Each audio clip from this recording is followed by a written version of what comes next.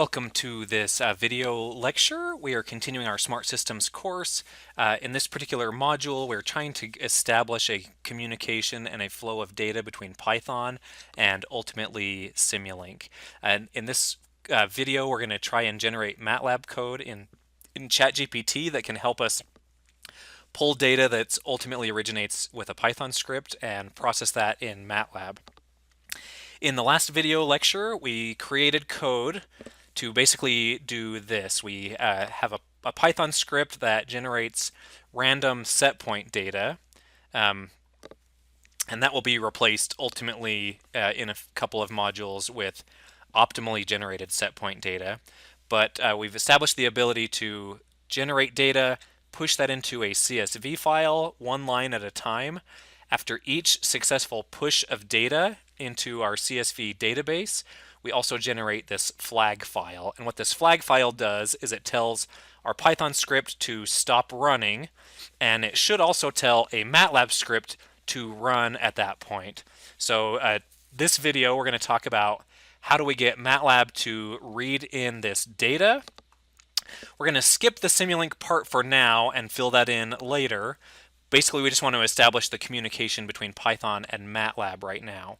So once MATLAB reads in this data from the CSV file, we want to have a script that's going to generate some random data at this point, just as a placeholder, and populate another CSV file with this data, and then we want it to delete this flag file.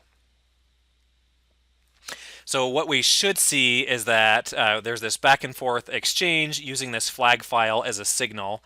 So the Python script will generate the flag file, the MATLAB script will pull in the data, it will run, and then it will delete the flag file, triggering the Python script to run and recreating the flag file, and then the MATLAB script again will delete the flag file. So we're going to write these scripts so that they both run continuously in parallel, but they will be dependent on each other through the use of this flag file to push and pull data back and forth. So as we begin working on this code to establish communication between MATLAB and our CSV file, I'm going to start with ChatGPT. So I have taken the liberty of coming up with some ChatGPT prompt language. So we'll go through this step by step. I'm going to share my prompt in the video below if you wanted to try and recreate this. So something to note about ChatGPT is it can be really good for sort of giving you the base code, helping you with getting the right syntax for things.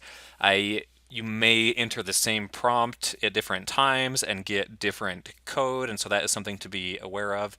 And from my experience, it's also kind of rare to get the code just right. So stay with me. We'll try and get code that functions and that helps us with this file exchange back and forth between MATLAB and Python. Okay, so here is my prompt in ChatGPT. Write a MATLAB script that receives set point data and a timestamp one line at a time from a file called SetPoints.csv. Each line of data represents a single day. So remember our Python script from earlier, it's going to generate this setpoints.csv file and then keep it updated with new data. And then MATLAB will pull in that data. So our script should first check for the existence of a run.flag file in the current folder. Again, that run.flag file will also be generated by our Python script, signaling to MATLAB that it's okay to run and pull the data. So if that file exists, it should take the most recent QSP value from the setpoints.csv file and save that as a scalar in the MATLAB workspace. The script should then generate a random temperature. So we're not going all the way to running our Simulink model yet. I just want to establish this communication where MATLAB pulls in the data from a CSV. It's not really going to do anything substantial with that data at this point. Rather, we're just going to establish this communication where we can pull data from the CSV and then write that data back into a different CSV. So our MATLAB script will write that number with the same timestamp to a different CSV file called PlantData.csv. So we'll have two different CSV files. The Python will generate the set points. MATLAB will ultimately run our plant model with Simulink to generate the outputs that we want given those set points, and then it'll feed the results back into this other CSV file called PlantData.csv. Once the new line has been written to the PlantData.csv file, the script should delete the run.flag file. If the run.flag file does not exist, the code should pause for 1 second and check again. The code should run until num_days of data has been written to the CSV file. Okay, so remember, after our MATLAB script successfully runs, then it's going to delete this run.flag file. That's going to signal to our Python script that it should now run. And so again, both of these scripts will be running in parallel, and then they'll use this run.flag file to signal to the other when it has successfully pushed data into the appropriate CSV file. So I'm going to go ahead and run this in ChatGPT and wait for the code to be generated. So ChatGPT has successfully run and it has generated this code over on the right hand side. So we can kind of quickly glance through this code. We are here in edit mode, so we can actually continue to tell ChatGPT to make modifications to this code. So here we're defining the number of days, the output file, the set point file, and the flag file. Let's double check. So while days written is less than number of days, we're checking for the flag file. Defining different options. We are reading in the set point file from Python. Here, this command, this little tilde in MATLAB means not. So if the data set is not empty, then we want to go get the most recent set point. So if the data exists from our set points file, we want to pull that data in. Here we define our timestamp, generate the random temperature, and then we're going to write this back into PlantData.csv file. So let's just, without going too deep into this code, let's just trust ChatGPT's output and see if it works, and then we can do troubleshooting from there. So I'm going to go ahead and copy all this text, go back into MATLAB. Here I'm in my command window. So here I'm going to edit this file called mat to CSV. So this mat to CSV will be an M file that is the MATLAB script. So I'm going to go ahead and copy and paste this into here. So I'll go ahead and click save. I want to be careful that I'm operating in the same folder as everything else so I can get a peek into what's in my folder. Here's my Jupyter notebook running my Python script. And I don't have any of the CSV files generated or the run.flag file generated yet, but you should see those appear in this folder, and I'll pull that up in Windows Explorer here. So we should see in this folder our SetPoints.csv file ultimately being generated by Python. We should see our PlantData.csv file being generated by MATLAB, and then we should see, as the code is running, we should see this run.flag file being created and then deleted as the two platforms use that file to communicate back and forth to each other. So because my MATLAB script is specifically coded so that it basically won't do anything unless that run.flag file is created, I'm going to get my Python script running first. So we generated this script in our previous video, which you can link to down in the comments or in the description below. So I'm going to go ahead and run my Python script. So it has successfully written that first line of data to the CSV file, and now it's just waiting for my MATLAB script to delete the run.flag file. I'll go check my Windows folder. So now we can see the Python script has created run.flag, and it has created this setpoints file. So I'll just preview that here. So great, it hasn't really done much. It's just written this first line of data with my first random set point. So I'm going to make sure I close this, because if you keep it open and the Python script tries to continue, it will not be able to write to it if the file is open. All right, so our Python script is now running, and it's just sort of waiting for us to start the MATLAB script. So I'll come here, and again, we may have bugs here. Let's try and run this and see what happens. Okay, so far, my code appears to just be running. Let's try to observe what's happening here.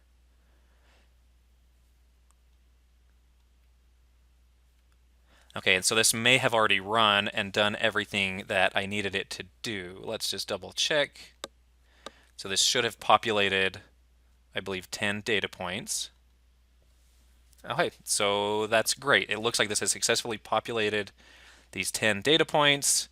The MATLAB script is bringing in my Q set point value also into the plant data, so that's fine. Extra data is good to have. And we do have this temperature here. So I don't want to save that. Let's check my set points and make sure that I have successfully collected all the data here. Great, so it looks like this is working fairly nicely. This one actually did an 11th set point, which we can troubleshoot that later. So let's try, I want to take a chance to try and observe this in real time a little bit better. One thing that I want to do is in my ChatGPT prompt, what I want this to do is I want this to update the code to give me real-time messages about what is happening at each iteration. So we're in this, we have this chat mode here on the left-hand side, and now ChatGPT is actively updating my code here, so I don't have to go do all the coding by hand. It's actually just updating that for me, and you can see it's giving me these print statements here where it's telling me when the latest set point has been retrieved, when it is generating the temperature, and when it is processing some of this stuff. So this will give us a better real-time information to make sure that our code is working properly. Another change that I'm going to make is I'm going to change this number of days to 50. So that'll just give us a little bit more time to observe what's happening between the two scripts. I'm going to go back into my Python script, and oh, that one is already at 50. Oh, that explains the why this one kept going. So I'm going to stop this code.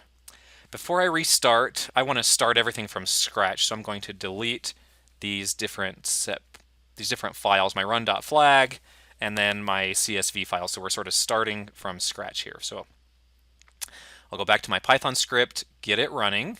So again, it writes the first line, and then it waits for that run.flag file to be deleted. That's all great. I'm going to go rerun my MATLAB script here, and I should see, I messed up. Let's try this again. So I'm going to stop my code. I forgot to actually copy and paste the new code from ChatGPT into my MATLAB script. So I'll go back and do that. Go get this new code, copy it, and we will do just a wholesale change of the code here. I'm going to do Control A, delete all of that, and then Control V to paste all my new code. Okay, so we should have everything initialized. We've deleted the CSV files and the run.flag file. We're re-initialized. I'm going to start my Python script first.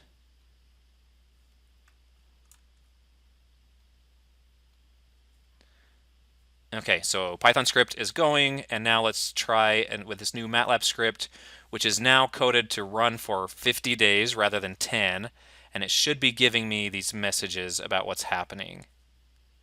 So this is great. So now I can kind of see like what iteration I'm on. So this is telling me 8 days have been processed. It's giving me information about when things are being written out. So let's go to my folder here, and what I should see here is these set points and plant data files are continuously updating, and I should see this run.flag file kind of appearing and then disappearing. It's a little bit hard to see where it is, but you can see run.flag file appearing and disappearing at different times. So it might be helpful if I sort this by name. So you can see run.flag file appearing and disappearing as the Python script runs to generate it and the MATLAB script runs to delete it.